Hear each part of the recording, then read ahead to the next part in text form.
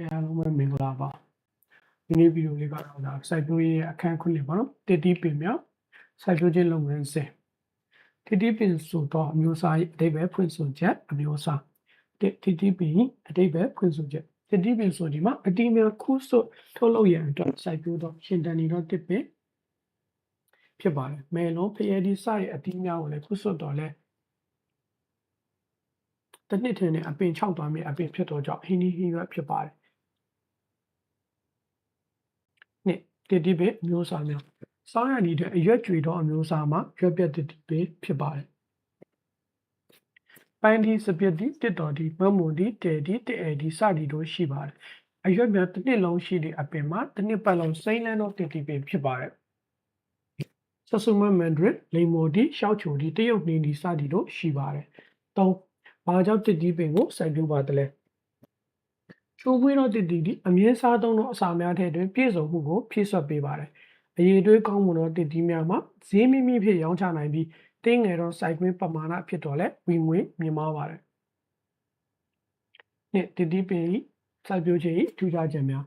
တစ်ပင်တက်တန်းပြိုးပင်ကိုစိုက်ပျိုးပြီးရင်တစ်ပင်ကိုကြီးထွားစေရန်ပြုစုပြိုးထောင်ရန်အတွက်3-4နှစ်ကြာမည်ဖြစ်ပြီး၎င်းနှစ်များအတွင်းတွင်အတီးမတီးစေရပါတစ်ပင်ကြီးထွားလာမှအတီးတီးစေပြီးခုဆွတ်ပါမယ်ထို့နောက်အမျိုးအစားလိုက်ကွာခြားမှုရှိတော့လဲများသောအားဖြင့်အနှစ်20မှ40နှစ်စဉ်ခုဆွတ်နိုင်ပြီဖြစ်ပါတယ်ဒီမှာပုံလေးမှာမျိုးဒါတစ်ပင်တက်တန်းပုံပေါ့နော်တစ်ပင်တို့တစ်ပင်နဲ့အရွယ်တင်တော့တစ်ပင်အိုပါနှစ်တစ်တီးပင်ကြီးထွားဖွံ့ဖြိုးရွက်ညွတ်ပန်းမှုထွက်လာခြင်းတစ်တီးပင်အညောင်တွေအရွက်ထွက်လာမိရွက်ညွတ်နဲ့ပန်းပွင့်ပြီးအတီးတီးမိပန်းဖူးတို့ရှိပါတယ်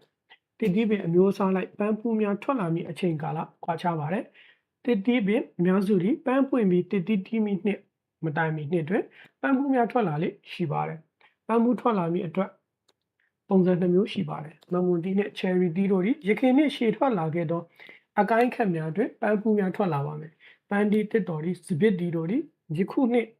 ရှည်ထွက်လာသောအကိုင်းခက်တစ်များတွင်ပန်းဖူးထွက်လာပါမယ်ဆဆူမမန်တွင်လိမ်မော်တီတွင်ပုံစံ2မျိုးလုံးရှိပါတယ်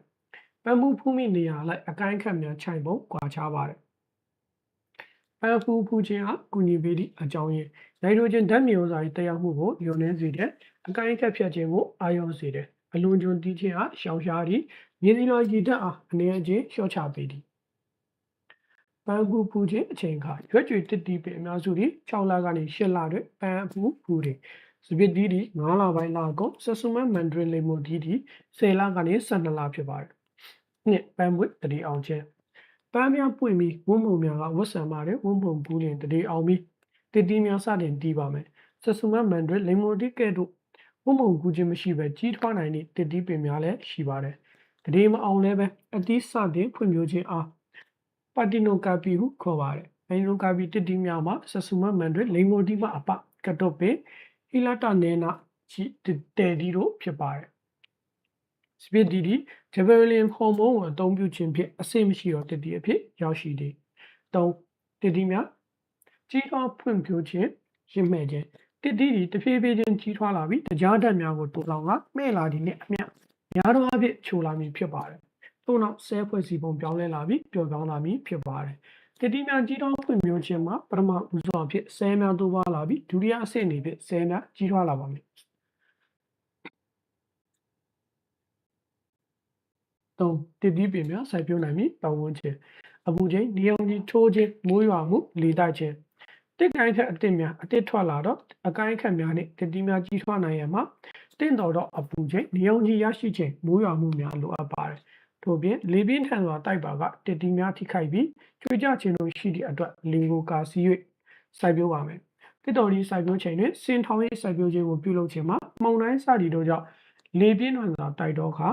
တစ်တီးများထိခိုက်ခြင်းကျွေးကြခြင်းတို့မရှိစေရဖြစ်ပါတယ်။နှစ်ဩဇာဓာတ်တစ်တီးပင်များကြီးထွားရမှာနိုက်ထရိုဂျင်ဖော့စဖတ်ပိုတက်ဆီယမ်တို့အပြင်ညီမျှသောဩဇာဓာတ်များလိုအပ်ပါတယ်။မျိုးစာထည့်ရရင်တင့်တော်သောအချိန်တွင်တင့်တော်သောပမာဏထည့်ပေးရန်လိုအပ်ပါတယ်။၃မြေစီလွှာ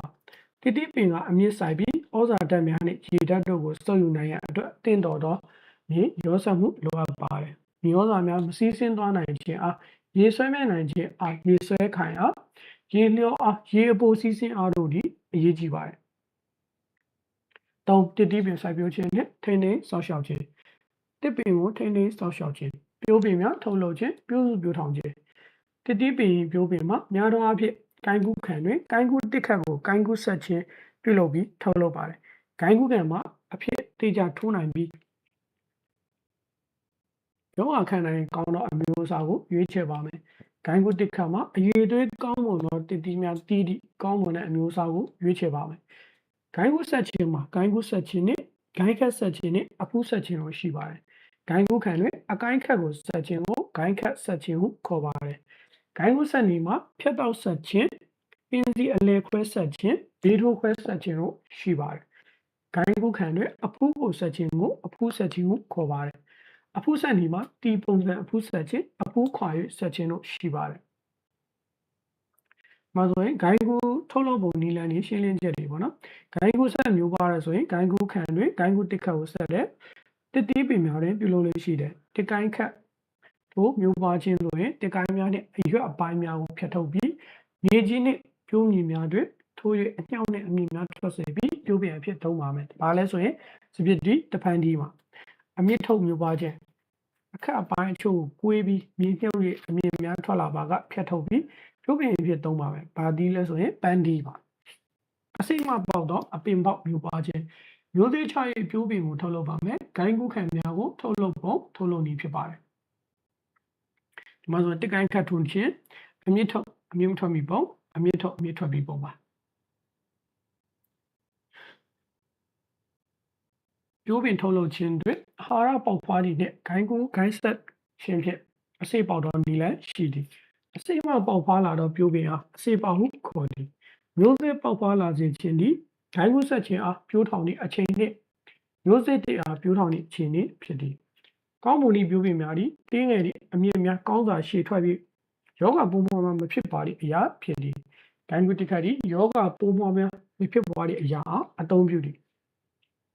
ဂိုင်းကူးဆက်ခြင်းရည်ရွယ်ချက်တူညီသောအမျိုးအစားနှင့်တူညီသောပုံစံများအားတိုးပွားစေသည်နှင့်တရေတည်စေခြင်းအားတ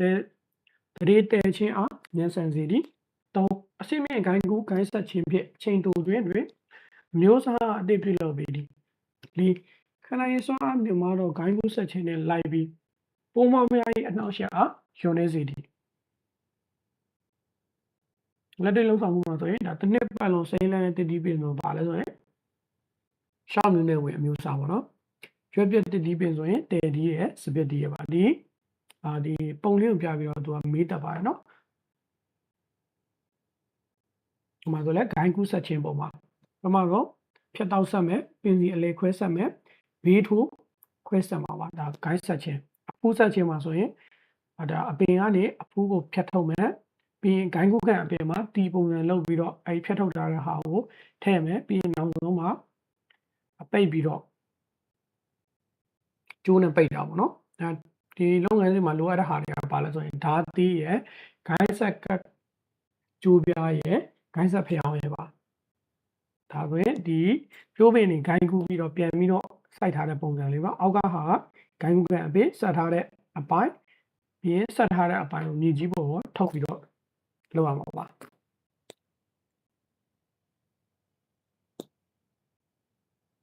ါဆိုရင်ဒီအပေါ်ရပိုင်းလေးရဲ့မိကုံဟောင်းလေးတွေကိုကျွန်တော်ကြည့်အောင်ပါ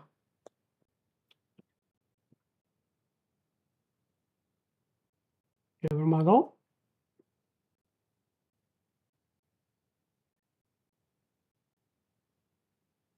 တနစ်တည်းနဲ့6သွားတဲ့အပင်ကိုဘာလို့ခေါ်လဲဆိုရင်ကင်းနီဟီရွက်လို့ခေါ်ပါတယ်ဒီနောက်တစ်ခုကစောင်းရနေတဲ့ရွက်ကြွေတော့အမျိုးအစားကဘာမျိုးစားလို့ပြောရင်ရွက်ပြက်တစ်တီးပင်ပါပြီးရင်ဆောင်းရနေတဲ့ရွက်ကြွေတော့အမျိုးသားရွက်ပြက်တစ်တီးပင်တွေကဘာတွေလဲလို့ပြောရင်ပန်းဒီစပစ်ဒီတစ်တော်ဒီမမွန်ဒီတဲဒီတစ်အဒီပါနောက်တစ်ခုကအရွက်များတစ်နှစ်လုံးရှိတဲ့အပင်မှာတစ်နှစ်ပတ်လုံးစိမ့်လန်းတစ်တီးပင်ဖြစ်ဘာတွေပါဝင်လဲလို့ပြောရင်ဆဆူမန်မန်ဒရင်လိမ်မော်ဒီရှောက်ချိုဒီတရုတ်မင်းဒီပါနောက်တစ်ခုကအရေးတွေးကောင်းမွန်သောတစ်တီးများမှာဈေးမိမိရောင်းချနိုင်ပြီးတင်းငယ်သောစိုက်ကွင်းပမာဏဖြစ်တော့လဲဝင်ငွေမြင့်မားတယ်လို့ပြောရင် မှန်ပါတယ်နော်နောက်တစ်ခုကတစ်ပင်တက်တန်းပေါ့နော်ပြိုးပင်ကိုစိုက်ပျိုးပြီးရင်တစ်ပင်ကြီးထွားရတော့ဘယ်လောက်ကြာလဲဆိုရင်3-4နှစ်ကြာပါတယ်ပြီးရင်အမျိုးသားလိုက်ပြီးတော့အနှစ်20မှ40နှစ်စဉ်ခုဆွနိုင်တယ်လို့ပြောရင်မှန်ပါတယ်နော်ဒီမှာဆိုရင်ပြိုးပင်များကိုပြိုးပင်ကိုစိုက်ပျိုးတဲ့3-4နှစ်အတွင်းမှာအတီးတီးလို့ရပါအတီးတီးသေးတယ်လို့ပြောရင်မှားပါတယ်နော်အတီးမတီးရပါဘူးတစ်ပင်ကြီးထွားလာမှာအတီးတွေကိုခုဆွရပါမယ်နောက်တစ်ခုကတစ်ပင်အရွက်အညောက်တွေထွက်လာမဲ့ဟာကိုဘာလို့ခေါ်လဲဆိုရင်ရွက်ညွန့်လို့ခေါ်ပြီးတော့ပန်းပွင့်ပြီးအတီးတီးမဲ့ဟာကိုပန်းဖူးလို့ခေါ်ပါတယ်ပြီးရင်ပန်းဖူးထွက်လာတဲ့ပုံစံတစ်မျိုးရှိတယ်လို့ပြောရင်မှန်ပါတယ်နော်ပြီးရင်ရခင်နှစ်ရှည်ထွက်လာခဲ့တော့အကိုင်းခက်တဲ့ပန်းဖူးများထွက်လာတဲ့အသီးတွေကဘာတွေလဲဆိုရင်မမွန်ဒီနဲ့ချယ်ရီဒီပါပြီးရင်ယခုနှစ်ရှည်ထွက်လာခဲ့တော့အကိုင်းခက်အတင်များတဲ့ပန်းဖူးထွက်လာမဲ့တစ်ဒီတွေကဘာတွေလဲဆိုရင်ပန်းဒီတစ်တော်ဒီစပစ်ဒီပါဆက်စုံမဲ့မန်ဒရစ်လေမွန်ဒီမှာပုံစံတစ်မျိုးလုံးရှိတယ်လို့ပြောရင်မှန်ပါတယ်နော်အောက်ကအချက်တွေကဒါပန်းအပူဖူးကြီးအကူညီတဲ့အချက်တွေပါနော်ဒါရဲ့မှတ်ထားရမှာဖြစ်ပါအခုကပန်းဖူးဖူးရဲ့အချိန်ကဆိုရွက်ကြိတ်တစ်တိပြအများစုဒီ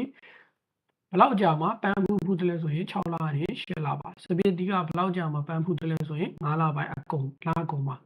ဆက်စုံမဲ့မန်ဒရစ်လေမွန်ဒီကဘလောက်ကြာမှပန်းဖူးဖူးလဲဆိုရင်10လနဲ့12လပါနော်ပြီးနောက်တစ်ခုက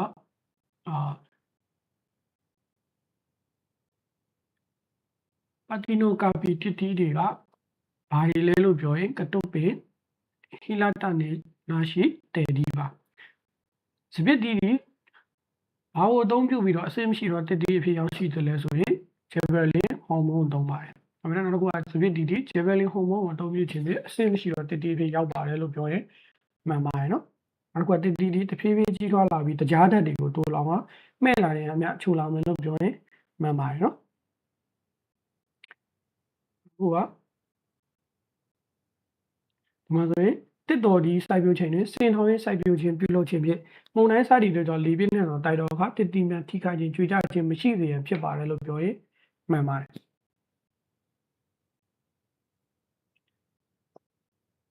ီ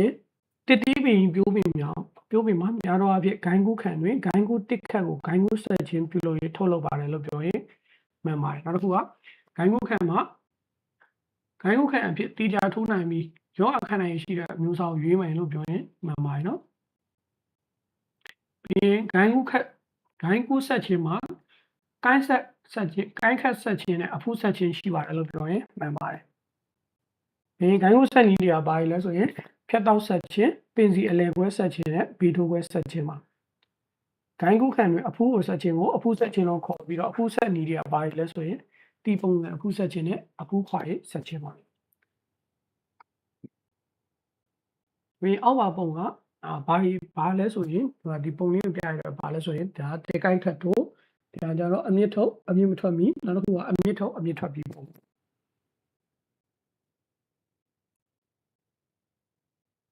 ပြီးရင်ဂိုင်းကူဂိုင်းဆက်ခြင်းရွယ်ချက်ဆိုပြီးတော့ဒီအချက်တွေကိုသူကမေးတတ်ပါတယ်နော်ဒါကိုလည်းကြက်ထားရပါမှာပြီးရင်ပုံပြပြီးတော့ဒီပုံကဘာရွက်လဲဆိုရင်ချမျိုးနှုန်းအမျိုးအစားလားတဲဒီလားစပစ်ဒီလားကိုခွဲရမှာဖြစ်ပါတယ်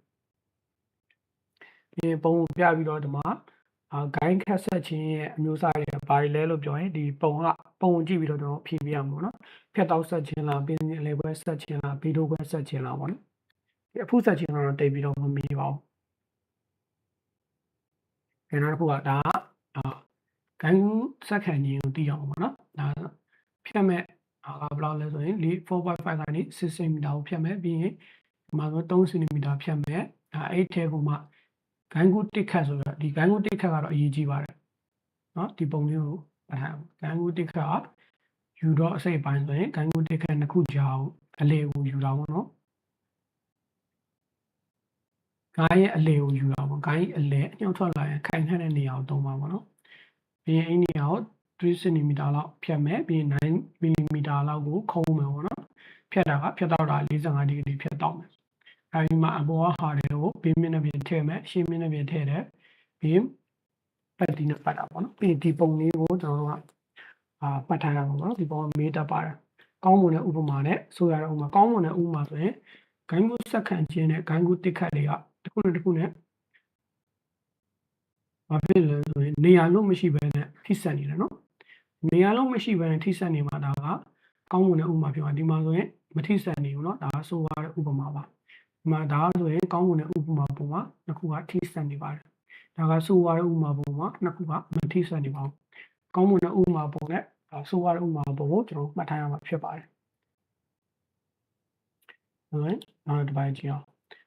အကိုင်းခက်များညှိနှိုင်းခြင်းခြံခြင်းအကိုင်းခက်များညှိနှိုင်းခြင်းနှင့်အကိုင်းခက်များကိုဖြတ်တောက်ခြင်းတွဲချီခြင်းစသည်တို့ကိုလှုပ်ဆောင်ပြီးအပိပုံစံကိုပြုပြင်တဲ့လုပ်ငန်းစဉ်ဖြစ်ပါတယ်ခြံခြင်းဒီအကိုင်းခက်များကိုဖြတ်တောက်ခြင်းဖြစ်ပါတယ်ပန်းများကိုကောင်းမွန်စွာပွင့်စေပြီးတီများကိုတည်ငြိမ်သောပမာဏတီးနိုင်စေရန်နဲ့လုပ်ငန်းစဉ်များလွယ်ကူစွာလုပ်ကိုင်နိုင်ရန်ရည်ရွယ်ပါတယ်အကိုင်းခက်များကိုဖြတ်တောက်တဲ့ပမာဏအလိုက်အားပေးခြံခြင်းနဲ့အားနည်းစေရန်ခြံခြင်းတို့ရှိပါတယ်အားပေးခြံခြင်းမှာပင်မိုင်းအင်္ဂါကြီးထွားမှုကိုအားပေးပါတယ်အားနည်းခြံခြင်းမှာ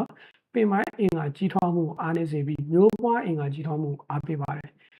တိတိပင်များတွင်၎င်းတို့၏အမျိုးအစားလိုက်တမျိုးချင်းစီတီးတက်တစ်ပင်ဖြတ်တောက်ပုံသဏ္ဍာန်ရှိပါတယ်ပင်မပင်စီပုံသဏ္ဍာန်မှာပန်းဒီမမွန်ဒီတို့၏တာမန်အပင်ရွယ်ထက်ပုကွာစီသောစိုက်ပျိုးနည်း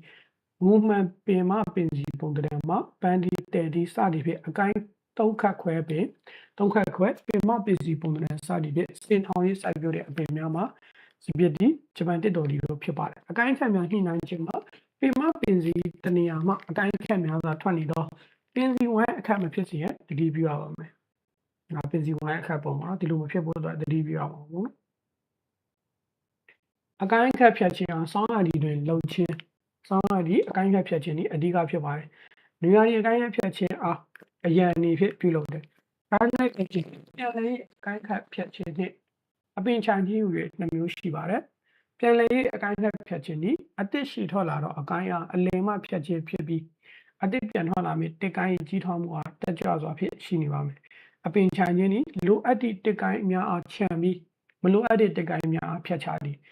လေဖြတ်တမ်းမှုနဲ့နေလင်းရောင်အားကောင်းစွာပြုလုပ်မည်ဒါကကြတော့ဒါအကိုင်းခက်ခြံခြင်းရဲ့စီကံနေပေါ့နော်ဒါပဲဒီအပိုင်းလေးကိုမင်းမဟောင်းလေးကြည့်အောင်ပါမဆိုရင်အကိုင်းခက်ခြံခြင်းကြောင့်ပန်းများကိုကောင်းမွန်စွာပွင့်နေပြီးတည်မြောက်တည်ငြိမ်သောပမာဏတည်နိုင်တဲ့လုပ်ငန်းစဉ်များလွယ်ကူစေရန်လုပ်ကိုင်ရန်ရည်ရွယ်ချက်ဖြစ်ပါတယ်လို့ပြောရင်မှန်ပါတယ်ဒါအကိုင်းခက်ညှိနှိုင်းခြင်းခြံခြင်းရဲ့ရည်ရွယ်ချက်ပါနောက်တစ်ခုကအကိုင်းခက်များကိုဖြတ်တောက်တဲ့ပမာဏလိုက်ဘယ်မျိုးရှိလဲဆိုရင်2မျိုးရှိပါတယ်။ဘာလဲဆိုရင်အားပေးခြံခြင်းနဲ့အားနည်းစေရန်ခြံခြင်းပါ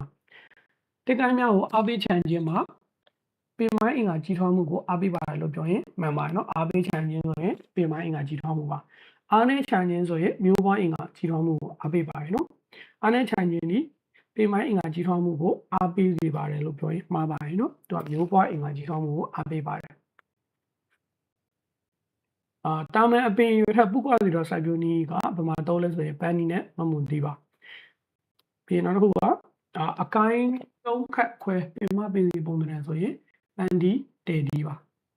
စင်ထောင်ရေးစိုက်ပျိုးခြင်းဆိုရင်စပစ်ဒီနဲ့ဂျပန်တစ်တော်ဒီပါနောက်တစ်ခုကအကိုင်းခက်ဖြတ်ခြင်းအောင်ဆောင်းရည်တွင်အဓိကလောက်ပါတယ်လို့ပြောရင်မှန်ပါတယ်နော်နောက်တစ်ခုကပြန်လည်အကိုင်းခက်ဖြတ်ခြင်းဤအတစ်ရှည်ထွက်လာတော့အကိုင်းကအလယ်မှဖြတ်ခြင်းဖြစ်ပြီးအတစ်ပြန်ထွက်လာပြီးတစ်ကိုင်းကြီးထွားမှုကိုတက်ကြွလာရှိစေပါတယ်လို့ပြောရင်မှန်ပါတယ်နော်အပင်ခြံခြင်းဤလိုအပ်တဲ့တစ်ကိုင်းများခြံပြီးမလိုအပ်တဲ့တစ်ကိုင်းများဖြတ်ချခြင်းဖြစ်ပြီးလေဖြတ်တမ်းမှုနဲ့နေအောင်အားကောင်းစွာပြုလုပ်တယ်လို့ပြောရင်မှန်ပါတယ်အဲ့မှာလေဖြတ်တမ်းခြင်းနဲ့နေဖြတ်တမ်းမှုနဲ့နေအောင်အားကောင်းစွာပြုလုပ်တဲ့အပင်ခြံခြင်းကဘာလဲဆိုရင်အကောင်းစွာပြုလုပ်ခြင်းကဘာလဲဆိုရင်အပင်ခြံခြင်းပါဒါကအပင်ခြံခြင်းပုံစံပေါ့နော်ဘယ်လိုအရင်လုပ်ရမလဲဆိုတာကိုပြောတာပါဒီမှာဆိုရင်အကိုင်းနဲ့ဖြတ်ခြင်းဆိုရင်ပထမဆုံးဒီမှာအပင်ခြံတဲ့ခါမှာဒီပြထားတဲ့နေရာတွေပဲဖြတ်အောင်ပေါ့နော်ပြီးရင်ဒီမှာအပေါ်ထိပ်ဖြားလေးကိုအကိုင်းနဲ့ဖြတ်တယ်ဆိုရင်ထိပ်ဖြားလေးတွေကိုဖြတ်တာပါဒီမှာဆိုရင်ဒီပုံလေးကမှတ်ရမှာနော်တစ်ကိုင်းကြီးတွေကဖြတ်နီးဆိုရင်မှန်တဲ့ဟာနဲ့မှားတဲ့ဟာနှစ်ခုရှိပါတယ်နော်တစ်စောင်းကို45ဒီဂရီဖြတ်တာကမှန်တယ်ကပ်ပြီးတော့ဖြတ်တာရဲ့ပို့ပြီးတော့ရှေ့ဒီမှာအများကြီးချန်ပြီးတော့ဖြတ်တာတွေကမှားတာပါနော် ဒီမှာဆိုတစ်ကိုင်းတရားဖြတ်နေဆိုရင်ဒီမှာထွက်လာတဲ့เนาะအရွက်ထွက်လာတဲ့ဘိုင်းရဲ့ကိုက်ရဲ့ကိုဖြတ်တာပေါ့เนาะအပေါ်ဖြတ်တာရဲ့နေတာတောင်းမကြပဲနဲ့ဖြတ်တာကြီးကမှားတာပေါ့เนาะဒီနှစ်ခုကမှားတယ်ဒါမှန်တယ်เนาะဒီမှာဆိုရင်ဒါမှန်တယ်ကိုကမှားတယ်ဒါကြီးကဒီကြမှတ်နိုင်ရမှာဖြစ်ပါတယ်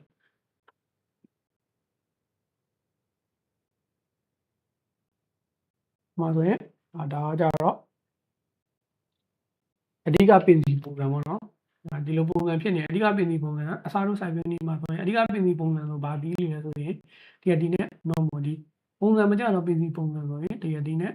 ဒီတဘာဝပုံစံဆိုရင် normal ဒီ c ပင် cd စင်ပုံစံအပင်ဆိုရင်စပြည့်ဒီတစ်တော်ဒီပါဒီလေးခုကိုမှတ်ထားအောင်ပါအတီးတွေနဲ့တွဲမှတ်ထားပါတော့ဒါပဲဒီဗီဒီယိုလေးကိုကျွန်တော်ဒီမှာပဲနောက်ဗီဒီယိုလေးမှာကျွန်တော်ပြန်တွေ့အောင်ပါ